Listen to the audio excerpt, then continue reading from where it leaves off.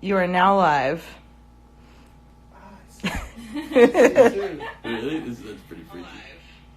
Oh no. You gotta turn your radio down at home. Just turn it down. When you're on the air. That's the first thing they teach you when you call in to win the contest. Wow, it's popping. Hello? It's popping. Hello, is anybody out there? Is this thing on? It is. Is it working? It's working, yeah. These things tend to work. It's all coming up in different languages. Technology's crazy. That's weird. I'm seeing what I did like 30 seconds Someone gave you a high five. Mr. Jason Joshua joined. Oh, my man. Hey, Jason, how you doing? What did he say? Okay. Someone said, Carbot Soul, is that Carbonal? Is this people you know? This must be what it's like to be my grandmother. You're talking, but you can't hear anybody. What's your They can feelings hear on the you. number 13, someone asked. Number 13, bad luck. I like number 14. Jason said he's good. Freddie joined. Debo? Yeah. Man, if this is all our friends, we just tell them come over and have a drink, man. We don't even do the Someone asked internet. what happened with Manahan. What happened with Manahan? Manahan Street Band has an incredible new album that's almost ready for release. Can I say that, or are we not telling anybody Yeah. that? Someone just said, hey, when can we expect a Los Yesterday's LP? Oh, yeah? That's probably somebody from Los Yesterday. Fred Bo gave you a high five. Someone said, how do you feel? Boobo Walker, wait. You can't scroll back. Poopsies. That's amazing. Yeah, she's a cholo. Someone said, what are the settings on those Altex? What are the settings on the Altex? That's a very good question. These are Altec 1567 microphone mixers, mixing amplifiers. So these are all the inputs for the mics, and that's the output, and there's a bass and a treble. Bass are the low frequencies, and the treble's the high frequencies. Is that what they're asking? When is Alive at the Apollo coming out? Was that you? Did you tweet No, that? I didn't ask that. Someone It's else not asked Twitter. that. We're working on that as well. Definitely in the next 10 years. Right? It's definitely, yeah. It'll be less than 10 years and that's going to come out. We're working on that. I We're need working you on guys to mixing release it. everything Charles Bradley ever recorded, but we did. We did release everything that There's Charles nothing Bradley more. recorded. Unfortunately, there's nothing else. Yeah, unfortunately that was everything. But we went through great pains with Black Velvet to search through all of Tommy's shelves and really look everywhere. And we found some stuff that we didn't know about, that we didn't remember, that Tommy didn't remember recording. But it's all on Black Velvet. So someone's asking how things are in Riverside. This Sunny is and super cool, man. Nice. Very nice. Riverside is nice. Kids are doing fine. The weather's nice. The studio's going really well out there. There's some great young talent. Favorite Mexican food in Riverside? Tamale Factory on Main Street. But they close early during the week. They close at like 2, so you got to get in there early. Someone asked about. Tell Naomi I sent you. Is there a stew sale this summer? Not this summer, but end of summer. Pay no attention to the woman behind Someone the wants to curtain. know the requirements for being in the house band. You got to be in the house and you got to be in the band. That's That's okay. That's it. What else? When are you getting your own Instagram account, Gabe? Yeah, Never. I don't think I'm gonna get an Instagram account. But thank you. You just referred to these as tweets, so. These not tweets. What are they? Instagrams? Are you releasing the show you played with John Batista at Electric Lady? I am not, but I thought that was tied to some kind of charity event that they were releasing that for, to raise money for some charity. But I don't remember exactly what it was. It was part of a bigger record, I think. What's I think your it's supposed to be ideal released. bass sound? Ideal bass sound? Thin, crunchy. No, I don't know. I don't know. I don't have an ideal bass sound. I like the sound on New Orleans records have great bass sounds. The Deep City has great bass sounds. Those records, I like those bass sounds. But I can't seem to get them. I can never really figure out a bass sound other than playing the bass in direct, and that's all I ever do. Never can figure out how to hook them up better than that. Any new Como Mamas records in the works? We were just talking about that, man. We were talking about maybe doing another session with them, hopefully this winter. We're excited about doing more Como Mamas records. I'm glad somebody's asking. Yeah. When in doubt, put it in repro. It's from Simon. Is that from Simon? Yeah. Hi, Simon. This is pretty weird. But Can we do a Daptone tent takeover at Jazz Fest in New Orleans? Yes. yes, Yes. we could do that. When is the next Anti-Malice album coming? October, November. What is the plan right now? There's a remember October. October. There's a record coming out, and it's consists of a Mayo's Fu Chronicle. So if you've ever seen a Mayo's Fu orchestra, mostly for Brooklynites, I would assume, but it's all of Amayo's music that he's been working on for the last couple decades, played by Antibalas. It's a great record. What's your favorite thing in the rack? My favorite thing in the what? In the rack. In the rack? In the gear rack?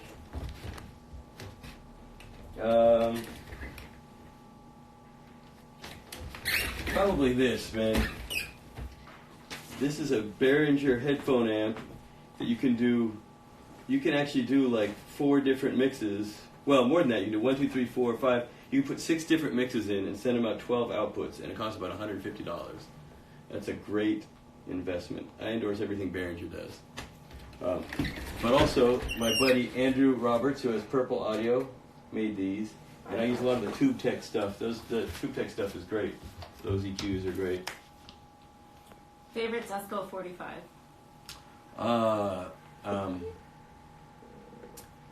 What the flip side of Wind Your Clock? That was a good one. Good Thing. Oh, there's another one. I Feel Right. Joseph Henry. I Feel Right. I like that one. I like that one a lot. Also, Sharon's version of whatchamacallit, I Got the Feeling was good. I like that too. How can we send a demo? How can you send a demo? What's the answer to that? Mikey gets the demos, right? So you just send it. The best thing is to email us an MP3. Is that a good answer? That's the best way to do it, Or a right? streaming link or something. A streaming link? I think, yeah, well, I think just emailing it is the best. Just straight to Daptone. Are you working with the Sinceres in LA? I am. I'm working with the Sinceres in Riverside. We recorded some stuff. We recorded some stuff in Riverside, and it's sounding good in Riverside. And we're hoping to put something out there. Actually, they just put out 45 with Coal Mine. That's pretty good. That you should definitely check out. And hopefully, we'll be putting out some more stuff in a few months. What's a Tube Tech? What's a Tube Tech? Tube Tech is a company from Denmark that makes really, really nice tube gear. It's a new company. Well, not new, but it's not from the 60s. It's a contemporary company. They've been around for a while. And they make very good stuff that I use and I like. Someone says thoughts on the Robbie Harris LP. I don't think it's that good, to be honest with you. I don't think it's that good of an LP. Otherwise, it would have been on Desco. Philip and I thought about that. It's a little bit weird. It's a little bit twangy. Kind of sounds like somebody playing a banjo who doesn't know how to play a banjo. Yeah. But it's cool. Other than not being that good. I know this is always a hard question to answer, but someone asked, what's your favorite and or worst memory of being on the road with Sharon? Favorite and or worst? Well, I mean, there's different kinds of worst. No, Because it says favorite worst memory. Favorite worst memory? Favorite or worst memory. What, is there a slash? I mean, it's a different question. I guess it's a slash. Oh, so it's favorite / worst memory. I think they want to know what memorable. Man, what's memorable about being on the road with Sharon. Obviously, that's a hard question. There's a lot of good memories about being on the road with Sharon, but I mean, playing shows obviously was amazing. Being on stage behind her, and I remember we were just talking the other day about this show that we played right over here in somebody's loft years ago. It was some tiny little party, and we were on stage playing. I think it was Dave Guy's first show, and I had my hand in a cast, my thumb, and what's that? Because he's looking. Am I going the wrong way? Am I supposed to go this way? Is that better? Look at me.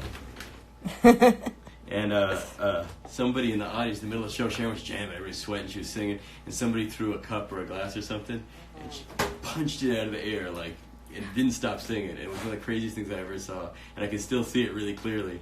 You remember that show? You were on that show. I don't remember that. Oh, it was nuts, man. That's a good memory. Sounds like super, yeah. Sounds like a Sharon thing. She would do that kind of stuff, man. Like New Year's once in at the Fillmore in San Francisco, they dropped all the balloons on New Year's, and she started, singing "Oh the Queen," and she was stomping on the balloons to the notes of the song, like pop, pop, pop, pop, pop. Like, it's pretty crazy. Kind of Sharon thing. What else? What does Daptone mean? Daptone. Well, the thing with Daptone is when I started writing Daptone down, it wasn't really a label. It was just kind of like an idea, and I was just trying to do a label for this Sharon Jones stuff to sell for merch. So I didn't think it was going to go on for a long time. So I didn't put that much thought into it. But where it came from was partly from Captone, which was this old country label that was out by me, and the guy who ran it owned a pawn shop. And he told me the sad story about how he had this beautiful record label in the 50s, and Capitol sued him out of business because they said Captone sounded too much like Capital. So partly it came from Captone and partly from the word dap, which is, cool word. That's where it comes from. Is there a bass player that you always turn to for inspiration? Fred Thomas. I like Fred Thomas. Fred Thomas is a great bass player. And I think when I really started getting into music, like in college and even in high school, and I was listening, like the best sounding records to me was like the JB's records.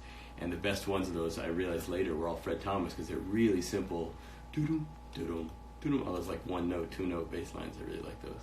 So that was probably. And we're getting a lot of questions about your miking techniques for drums. Really? How do you Honestly? get those? Someone asked how you get those tasty drum sounds. Okay. Here's the thing about this stuff is that I think that a lot of people think that there are secrets to this stuff or things that we always do, and there aren't things that we always do. The biggest thing, as dumb as this sounds, is that it's just about experimenting and listening.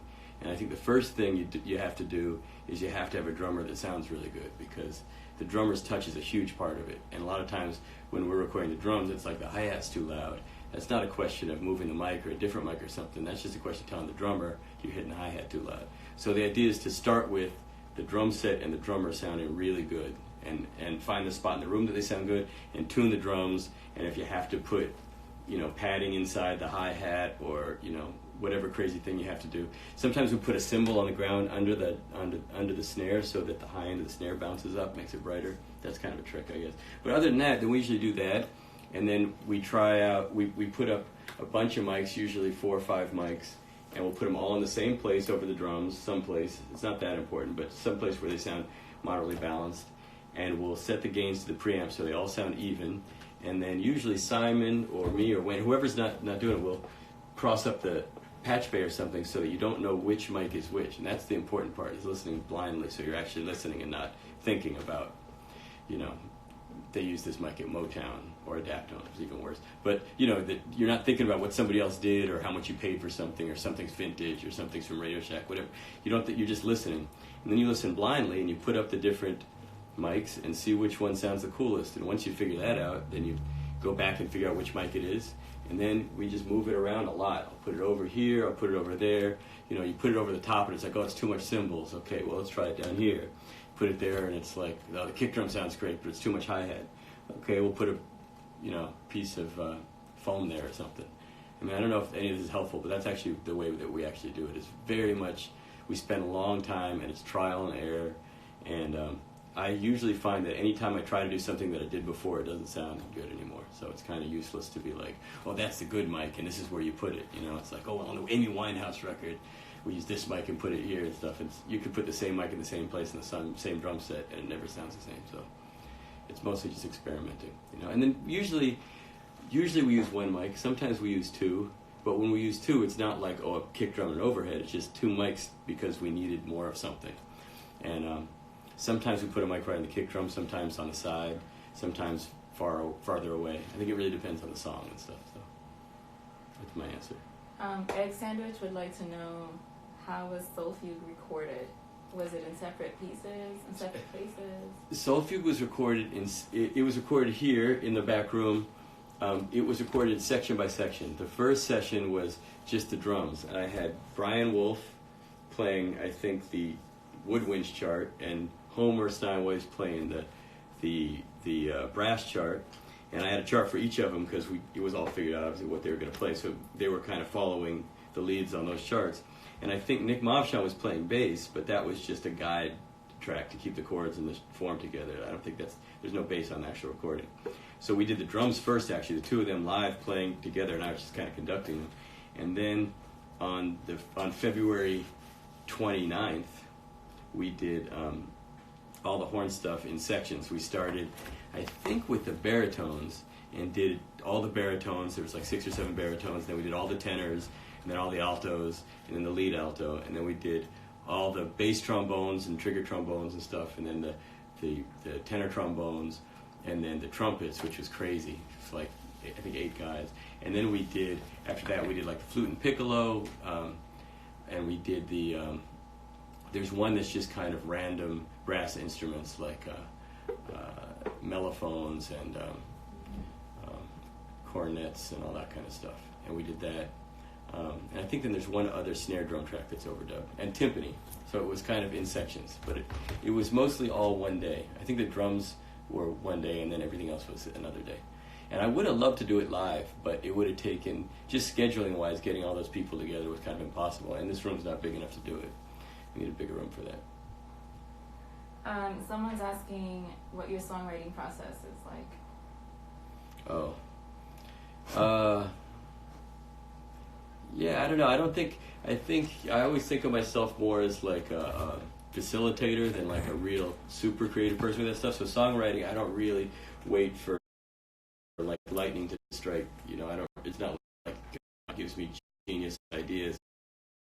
It's more like, we need this kind of song for this record, and I'm usually kind of practical about it. And then it can start with anything. It can be like somebody, says something and you think, man, that'd be an incredible lyric. Sometimes it'll start with the lyrics. Sometimes it'll be a melody that's stuck in your head. Or maybe it's just like some chords on a piano, because it kind of depends on the song. But start with something and then figure out the rest, I guess. Someone's asking, will Daptone ever do a Super Soul review again? Yes, Daptone is going to do, and we're going to do more reviews, and we've been talking about doing some reviews and taking over some festival stages and putting together like some real packages. We have some real big ideas with that stuff. But yeah, I mean, doing a soul review with Sharon and Charles, and that's never going to happen again, obviously. So, it's a different era. I don't think it's ever going to be the same. But we're going to do we have a lot of great young talent right now, a lot of new bands and records and stuff, and we have a lot of groups that are talking about touring together. So I think hopefully we'll get the soul review going again. What do you think about the Timian Records sound? No, I'm kidding. No, actually, I really like the Timian Records sound, and I think it's cool with Daptone because our stuff's like a little more polished, and their stuff always has that kind of private press sound. It always sounds like, all their records already sound really rare, no matter how many they make. Just the sound of it, and we've known those guys for a long time, and I've been over their studio once or twice, and it's cool, man. I love the sound of stuff they're doing. And definitely, there's times when I try to do it and I can't. Like, I can't get stuff to sound the way they sound. Their record sounds. So, and I really like that they have a sound to their records. Like, you can almost drop a needle on any of them and be like, oh, that's a Timian record, So, they sound good.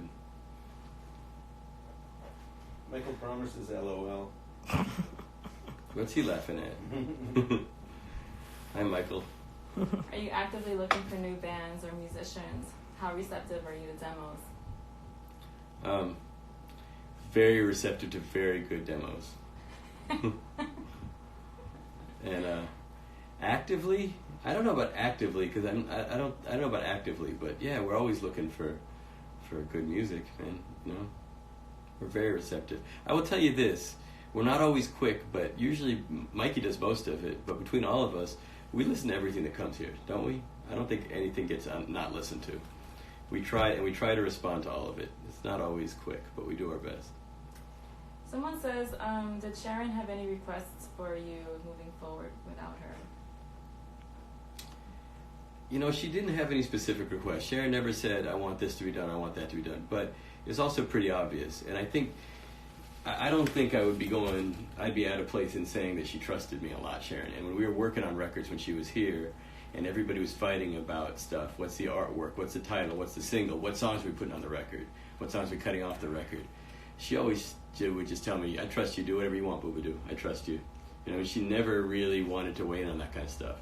So I think as far as her legacy, if that's what you're talking about, as far as like what to do with her music and her story and stuff like that, I think she would firstly want to be amplified as much as possible. She liked being heard, and I think she would really appreciate 100 years from now if people still know who she is, and I think they will.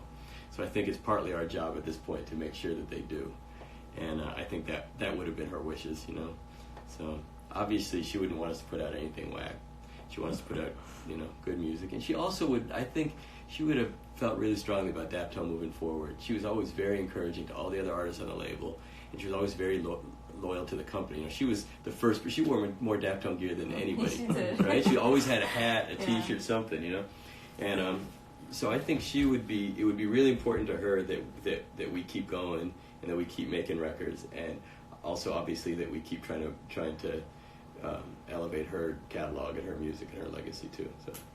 What was the best band that opened for you over the years? Oh, I know that one. What's his name? Ivan Milev. Ivan Milev and Encho Todorov. Man, unbelievable. This guy was like a huge, in Bulgaria, he was like a huge star playing accordion. And then taste changed there, and they started listening to dance music like everywhere else. And he moved to like Queens. And our good friend Encho, who's an unbelievable Bulgarian violinist, brought him in, and he opened for us on a tour. We did this tour. I think we were like going through the South. You were on that tour, weren't you, Shugs? No, really? Mm-hmm. But it was great, I saw man. them at your wedding party. Oh yeah, they played at my wedding too. But they came out, they crushed it. That might be the best band. We had a lot of great bands open for us, especially, you know, Daptone bands. But I can't start getting into that because, you know. Well, that was the quickest you've ever We answered. played like, a double one of bill those with Shane and questions, so- Kuti. That wasn't so shabby either. It wasn't shabby, but I would say that as great as Shane Kuti is, Ivan Mila was. The dude's burning, man. Like, it was really amazing every night. Like, you know, I don't think I missed a note that he played that whole tour. You know.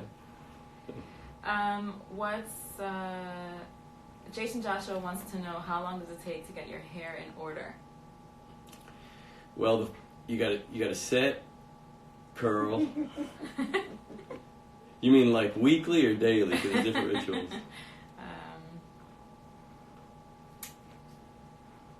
What's your current favorite artist or band? Or I guess, you know, how do you want to answer that? My current favorite artist or band? That's a hard one. What is it? I don't know, man. That's a hard one.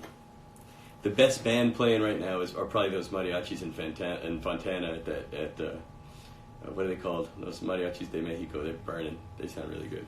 When is it that you call yourself Bosco Man? Never. I never call myself Bosco Man. I'm wondering if You mean like on records and if stuff? the person is wondering, You mean like when, on when are records? you Bosco Man and when are you Gabriel Roth? I use Bosco Man as a producer name on records or as a bass player name on records usually. That's usually what I do. Best low price mic for drums that you still use? SM57 count as low price? I think it does, because you can get them used for like probably $40 or $50 or something. I would say an SM57. That's a great mic. Any tips for someone who just got a 1-inch 440? An 8-track 1-inch 440? Want to sell it? Ask them if they want to sell it. Do you want to sell it? I think they're flossing. Yeah. How do you spell the band that you said opens for you? Oh, I mean, opened for you. And you Ivan Milev, and I'm not sure what it's Ivan. Milev is Milev, I believe. Yeah. I mean, Jason Joshua is still interested in knowing what your daily hair routine looks like. You still talking about that? Yeah, he's still talking about it. Yeah. Thanks, Jason. Very productive. Who is Unstoppable S. Robinson?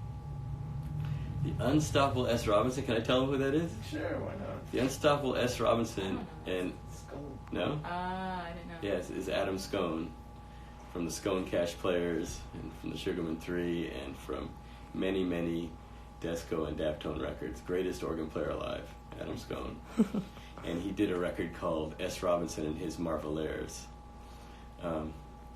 That was recorded at Desco and never came out. And so it's an unreleased Desco live album. So a lot of people are asking if there's a new Manahan Street Band record on the way, which we've answered. There is. There There is a new one on the way. There is. It's a secret. So. And hopefully we're going to finish mixing it. Tom and I are going to try to finish mixing it the next month or so, and it'll be out next year. Is that about right, Nydia? Next year. Yeah, next year. Next year. And it's very good.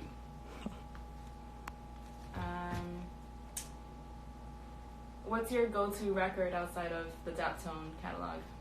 Go-to record? Right now, I would say a record I listen to a lot is Alan Bunn, who's the same guy as Tar Heel Slim, which is why it took me so long to find that record. Alan Bunn, Too Much Competition. I love that record. It's a beautiful record. As far as albums, I still listen to that Harmonicats record. Yeah. I love the Harmonicats. So the Harmonicats Peg of My Heart album is like, it's one of those. Other records come and go, but that one always near the turntable. Any plans to reissue those early Desco singles? No. Yeah. No, we've been talking about that for years. You know, my old partner Philip wants to do it, and everybody around here, every couple of staff meetings says we should do it. So we just got to find the time to do it, and I'm looking forward to that. Work with Philip and get all the old Desco stuff back. Todd says the video for the super secret 45 scavenger hunt was amazing. Thanks for that. Well, thanks. Where was that? Where was that filmed again? Oh, geez, what was that place called? Meow. It's not Meow Mix, but it's No, Meow. it's like. Meow. I'll tell you. You did cat. You do the cat thing. Don't do the cat thing. I know you're doing the cat thing. What was that place called? Meow Wolf Meow Wolf, which is where? in Santa Fe. In Santa Fe. Meow Wolf in Santa Fe, which is kind of a weird, surreal It's actually a documentary. musician about that place. art space place that we happened to go through when we were on tour in Santa Fe. I think Steve Winders brought us over there. Is there an instrument you'd like to master and that you don't yet? Many. That's a good question. There are many. I'd love to play the upright bass well. I'd love to play the piano a lot better. I'd like to play everything, man. I like the clarinet. That's a nice instrument. My daughter started playing that. But that's one pretty hard to master, I think. You know. Have you ever sang on a record? Yes. Which one? Yes. Actually, no. No. Oh, come on. I sang background on a Beatles cover that we did with Sharon for an ad that they didn't end up using the song, so it never came out. So, but I sang the low part. Do you use any plugins or only hardware? That's a good question. We don't use the computer that much, but when we use the computer, there are Simon, who works with me in Riverside, also Wayne. I think they'll use some plugins. I think they will. But for the most part, we're using the tape machine. We only use the computer kind of when we have to, which usually is because either we're sending something across the country and don't have time to send tapes, or doing something for somebody else, some commercial thing, and they want it to be digital, or if there's something that can't be done on tape, like a whole bunch of unplanned overdubs, or somebody wants to sing harmonies for themselves or something, we'll do that on a computer. Or if somebody sings out of key and you want to fix their pitch, you can do that on the computer. You can do anything like that on the computer. But for the most part, we do it on the tape machine, and we use hardware. Are there any underrated record labels you like that most people haven't heard of? Like old labels or new labels? I'm not sure. I mean, Timmy's an underrated record label, But, I mean, old ones, there's a million. So I don't know, that's kind of a hard question. So I'm probably not the best person to answer something like that. Someone wants to know why Calamity, which is a crowd favorite, was cut from Give the People. Will it ever see a release aside from that limited 45?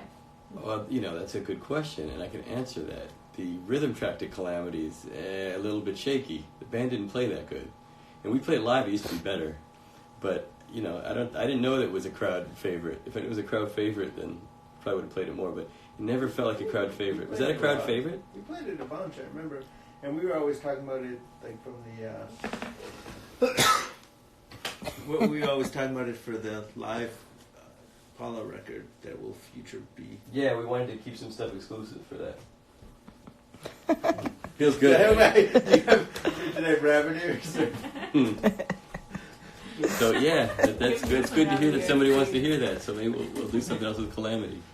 Are you guys looking for or collaborating with new singers? Yeah, I mean, same thing. If anybody out there sings really well, and you don't sound affected and corny, or Yes. then send us a demo or an email or something. We're not hard to find, really. Apparently. What's the process for the Tickler remixes? The process? Yeah. Well, Victor gets a track, and then he goes in his basement and torments himself for a year or two, and then eventually comes out with something he hates and works on it some more for another couple of years. Eventually, he gives up on it, and it's always great. From way earlier in the process, it's already great. So by the time he's ready to wash his hands on it, they're always just slamming. But he does it. He uses different musicians. He uses the Frighteners guys a lot as the inversions. Those guys play a lot of his stuff.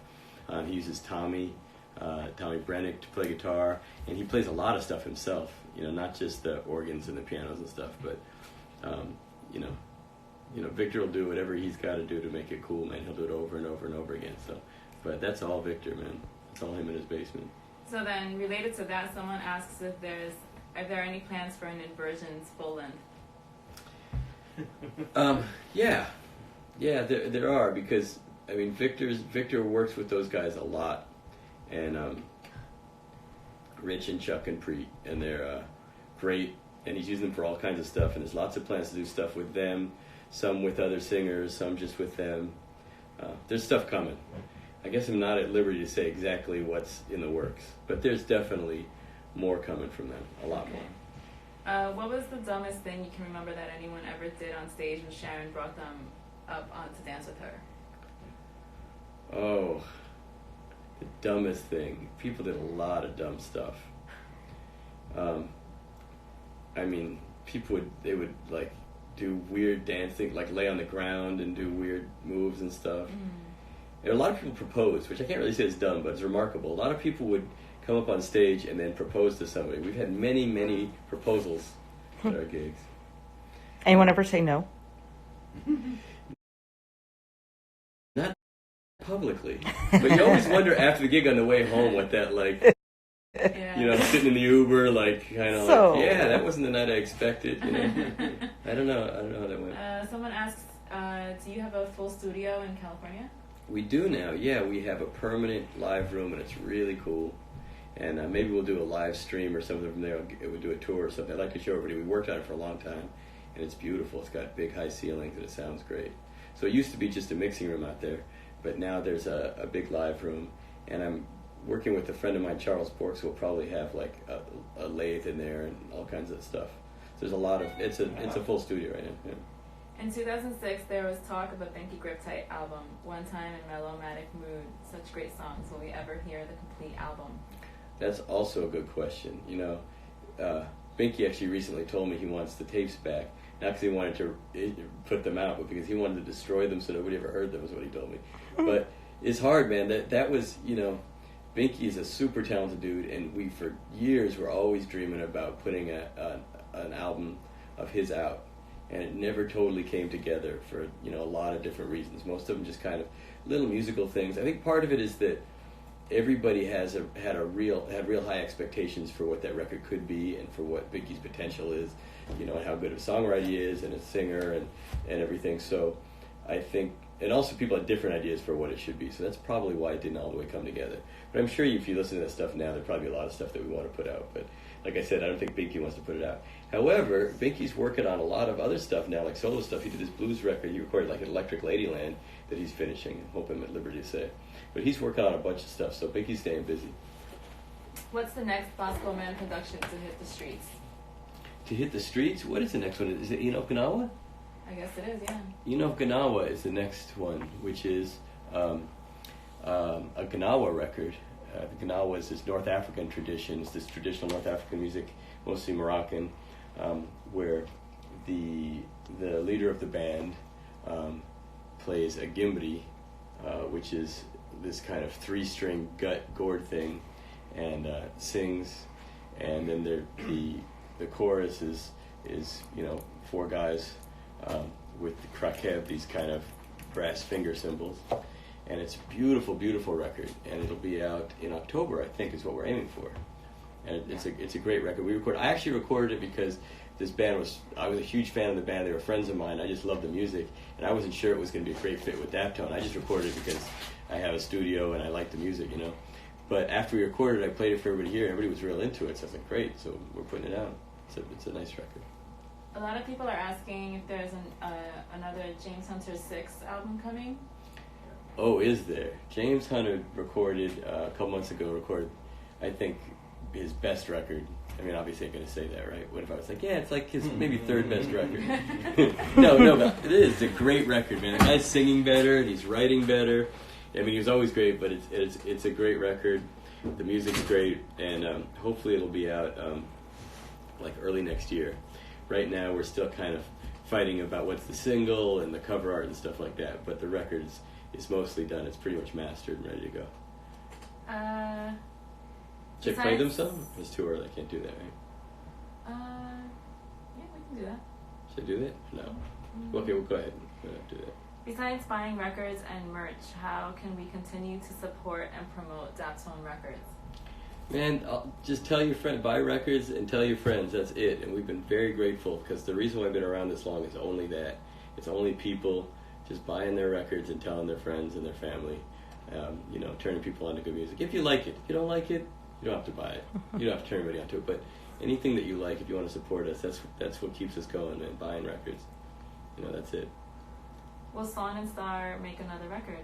God, I hope so. I talked to Star yesterday morning, and she was telling me that Sandra, I guess she was talking to Sandra. I hadn't talked to Sandra in a couple weeks. Sandra, who's singing background now for Mavis Staples, she was over in Europe, and she said people were recognizing her on the road with Mavis from Son and Star and asking her about that, asking her if there's going to be another record.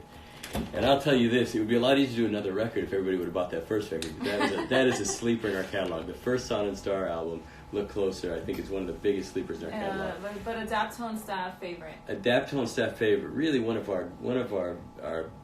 best records we've ever done. And it just didn't, for a lot of little reasons, it didn't quite sell what it should have. And I don't mean that in a business way, I just mean as far as more people should know about that record. It's a great record. So check that one out, Son and Star, Look Closer.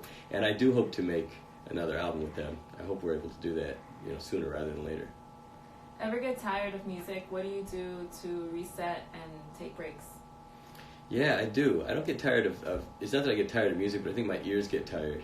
And if I'm working real hard on a lot of stuff, sometimes I can't even enjoy other music because I start, I put on some record that I love and I'm thinking about like, oh, well, what's the vocal sound like on that? And like I start thinking about it, like, the arrangement or something, I get too inside and I don't enjoy it. So I go through times when I don't listen to music. Or, I'll be in my car mostly. I listen to NPR and talk radio and stuff. And when NPR starts playing music, I turn the station sometimes. And like, I'm hanging out by the pool. Everybody's like, hey, put on some tunes. And I'm like, nah, I just want to hear like the kids laughing. That's fine. Like, I rest my ears a lot. Yeah. I get tired. But if you can bring back one artist or group from the past to produce a new record with, who would it be? Sharon. Duh.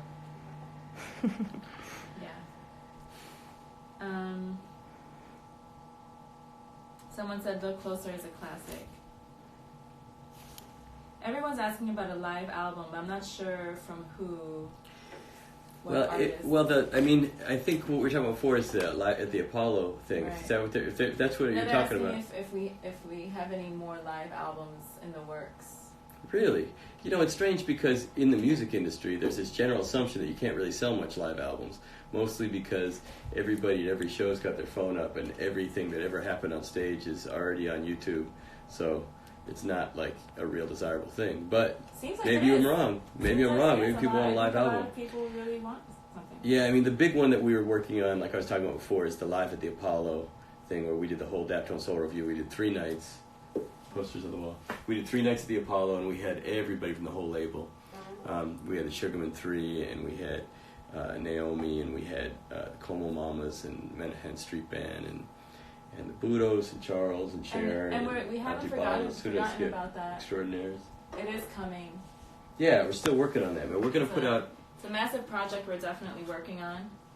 Yeah. is a massive project that we're still working on.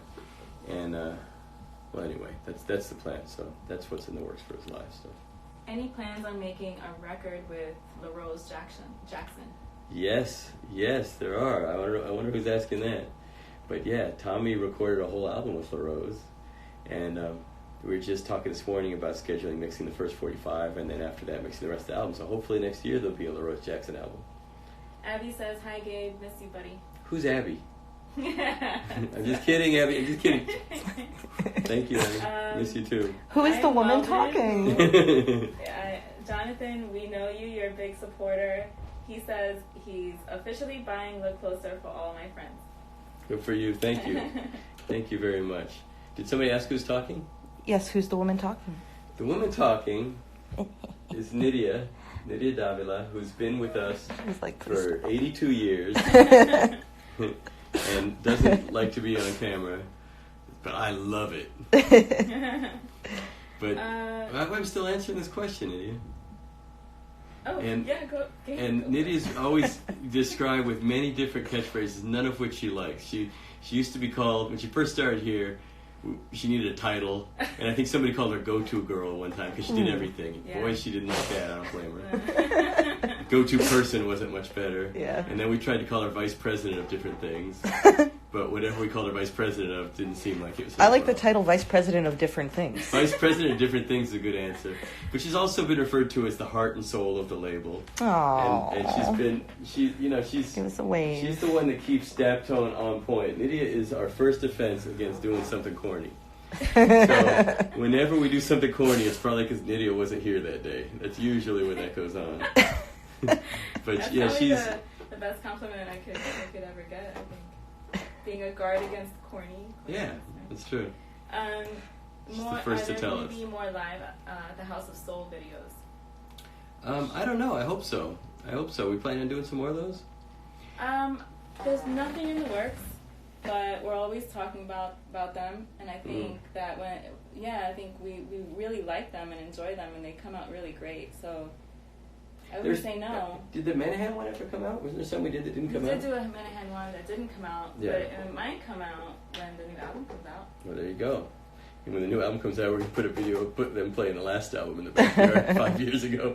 But, yeah, we could do more. Is there a genre of music or an artist that people would be surprised to hear that you're into? I mean, the Harmonic Cats is the one I brought up before. I don't know if anybody would be as into that as I am. But I'm into a lot of different music, man. I'm into, whether people would be surprised, I don't know. My kids have a good record collection. You'd probably be surprised by some of the stuff going down at my house when they start playing records. Like a little Boogie in Your Butt, a little Freakazoid, you know. Someone said, heard an interview with Neil where he mentioned Future sharing releases. How much material is left still to be released? The short answer is there's a good amount of material. The hard part about it is that if you look at, what Sharon songs weren't on albums, you're looking at probably 60 songs or something like that were never on albums. Some of them were on 45. Some of those 45s were like bonus things. Some of them were available digital. Some of them weren't. And then some of them were things that we did for a commercial or something like that, whether they used it or not, or that we did for some kind of, charity compilation or things like that, like we did a Prince cover and things like that.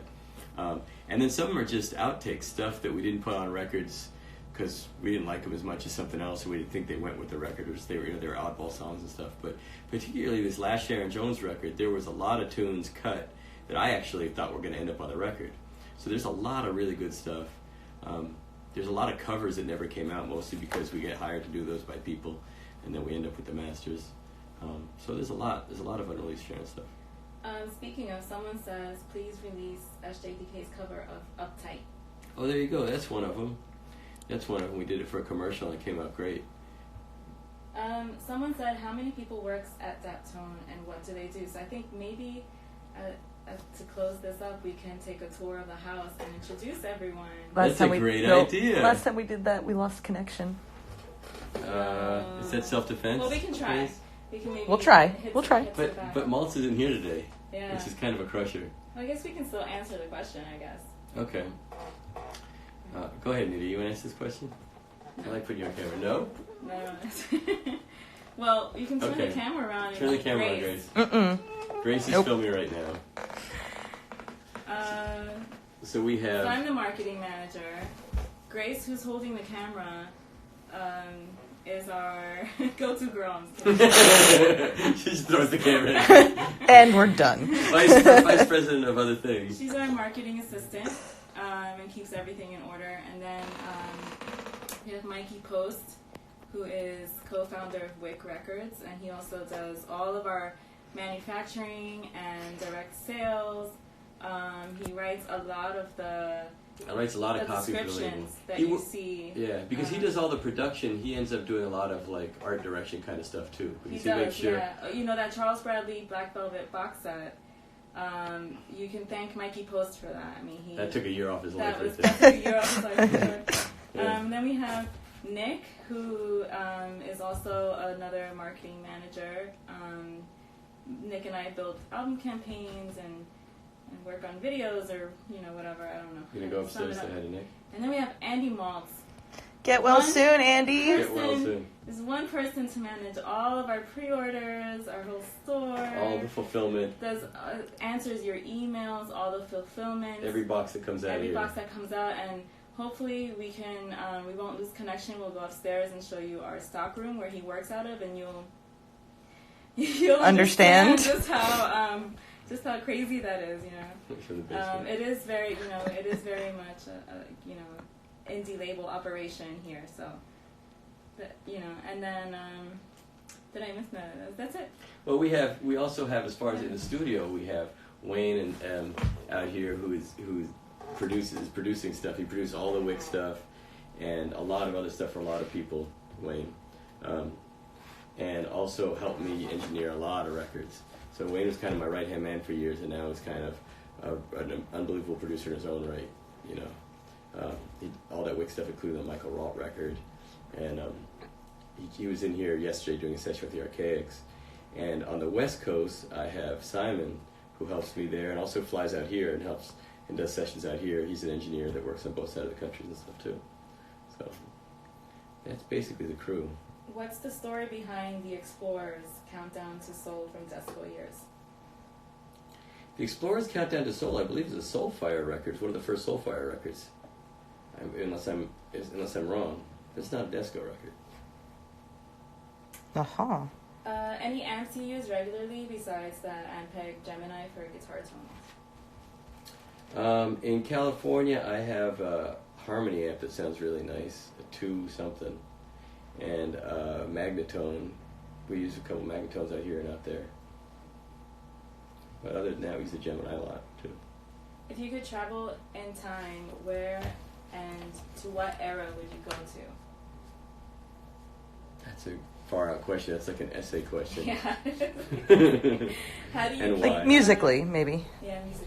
Well, yeah, musically, obviously, I would love to go back to I would go to Cuba in 1950 or something like that. That would be cool, I think. Or obviously the States in the 60s or something. But I would say that only musically, not only musically, but only. I mean, culturally, I think so. But I'm not one of these people under the illusions that we need to be turning back the clock. So I just want to make sure nobody misunderstood. I'm not ready to, well. Yeah, everyone. How do you keep the Budos band from drinking all the beer? You don't. Yeah, I don't. You Yeah, just try to don't. record the record before all the beer is gone. That's the whole thing with the Budos band. Jason Joshua wants to know another Sugarman 3 LP? That's a good question because we talk about doing another Sugarman 3 all the time, but right now, Shugs and I have really been talking, and it seems like what might make more sense is for us to do another Scone Cash Players LP. We've been talking to Adam Scone about doing a Scone Cash Players LP, and maybe Neil and Rudy might be working with him on that. So in some ways, it would be in some ways it's Sugarman 3, but really letting Adam lead it and really do a legitimate Scone Cash Players. Legitimate's the wrong word because he's done legitimate albums, but I'm just saying do a straight up Daptone Scone Cash Players album. We've been talking about doing that, so hopefully that's coming down the pipe. And I know Jason wants to be on that record too, huh, Jason? He says, woohoo. Do you like to record bass direct or to console? I don't know what the console is, but to direct, yes. I guess the console means plugging into the console, but I don't do that. I usually plug it straight into the tape machine. Well, I use a direct box to go straight into the tape machine. I have a direct box that a guy named Joel sold me years ago. That's it's called a juice box, and what I like about it is it amplifies the bass signal, but it doesn't change it to mic impedance. This is like technical stuff, right? You want some technical stuff. So it's a line level impedance, but just a little more heat on it, so I can plug straight from that in the tape machine without going through a mic preamp. So it never becomes a mic level signal. So I use that on the bass a lot, but any direct box usually kind of depends on the bass. I've gotten a couple cool bass amp tones, but I'm not very good at that. I've never really felt like I've hooked up a bass sound. I usually kind of give up and go to direct because it sounds better than whatever else I'm doing. But do you practice any sports? yes, I do. Is there a follow-up question?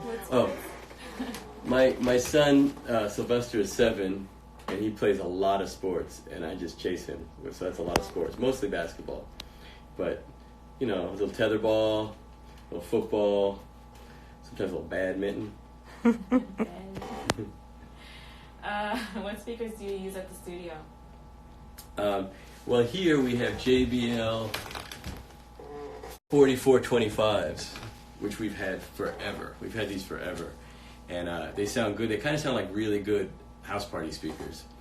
And I think with any speakers, just like if you get real used to it, you know what they sound like, then you're okay. And we're pretty used to these. In California, I have what are the ones I have in California? I have these big ones that are Uris, I think, that have the blue cone, like the concentric cone inside. I can't remember what the number are on any of these.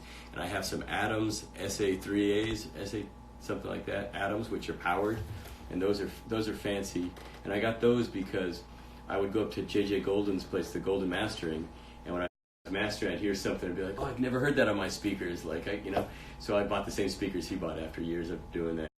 And then the other set I have is a set of Westlakes, which are small little Westlakes, which are passive. They sound real good. And then recently, my boy Charles Bork has lent me this Ampex speaker, like from the early 60s. It's like just a mono tube speaker. It looks almost like a guitar amp. It's like this big little briefcase thing. And he was like, "Oh, in the 60s, people were mixing off these." I was like, "Yeah, whatever. It probably sounds like transistor radio." And I plugged it in. It sounds amazing. So like this Hunter record and stuff, I was using that a lot to mix with this old Ampex thing, speaker. Was there ever really a DAP-013? What time is it? What time is this thing supposed to be over? In 2 minutes. In 2 minutes? That's a really good question. That's a good question. Maybe we'll go to half an hour. What else?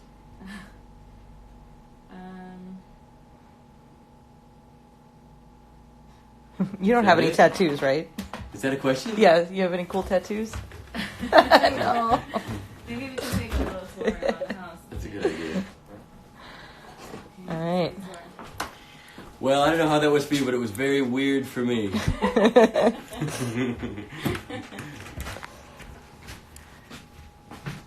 You're like Babe Roth or something.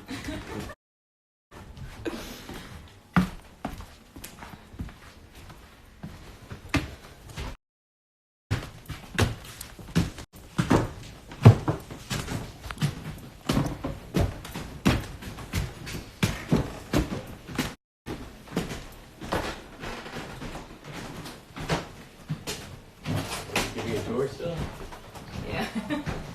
How was it? Still going. What's up, Neil? All right.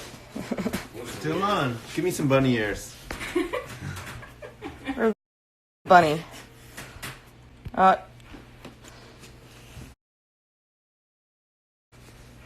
It's coming. Oh, not yet. There you go. All right, go introduce everybody.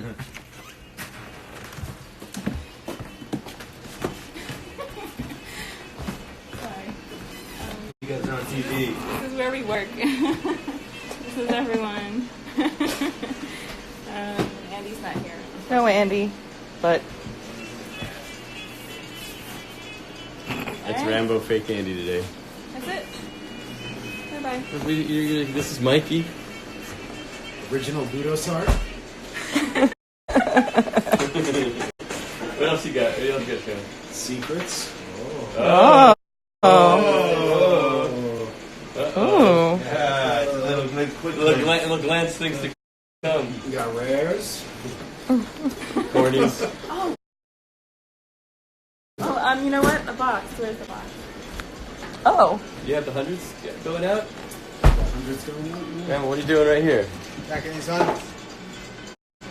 Keep it at 100. Packing the hundos. Keep it at 100. Oh, I didn't see those. I mean, I've seen them, but... Yeah. Come on. I know I'm a pain in the ass. That came out good, though.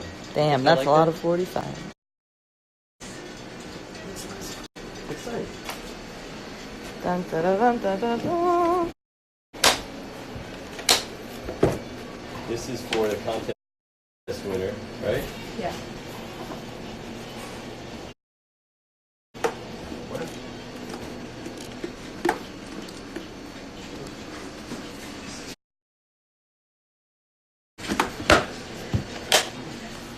All right. Say goodnight, Gracie. Break the matrix. Yeah, turn the sound off. Yeah, it's gonna... It's like when you're calling from home. If you turn the sound off. Bye. Bye. Good night, Gracie.